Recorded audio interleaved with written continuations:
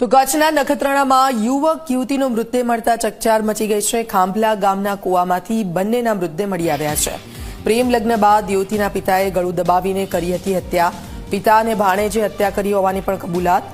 પિતાએ બંનેને શોધીને પ્રેમ લગ્નની અદાવતમાં હુમલો કર્યો હતો। ફેબ્રુઆરી મહિનામાં ગુમ થયા હતા યુવક અને યુવતી।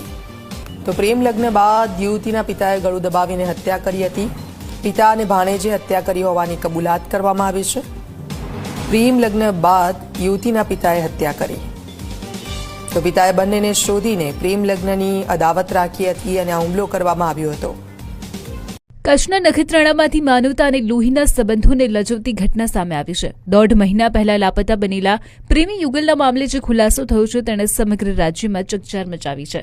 જે પિતાના ખભા પર દીકરી રમીને મોટી થઈ તે જ પિતાએ પોતાની દીકરી અને તેના પ્રેમીનું ગળું દબાવીને નિર્મમ હત્યા કરી નાખી।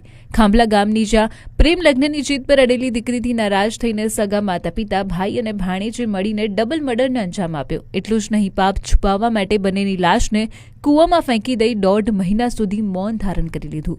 પોલીસની સઘન પૂછપરછમાં પિતા ભાંગી પડ્યા અને આખરે કૂવામાંથી બંનેના કંકાલ બહાર કાઢવામાં આવ્યા છે। પ્રજાપતિ આરતીબેન બાબુભાઈ, હું આ નીતેશ જોડે મારી મરજીથી આવીશું। એને પરિવારવાળાને કોઈ ધમકી આપવાની જરૂર નહીં। હું નીતેશ જોડે ખુશ છું, એની જોડે લાઈફ ટાઈમ રહેવા માંગુ છું।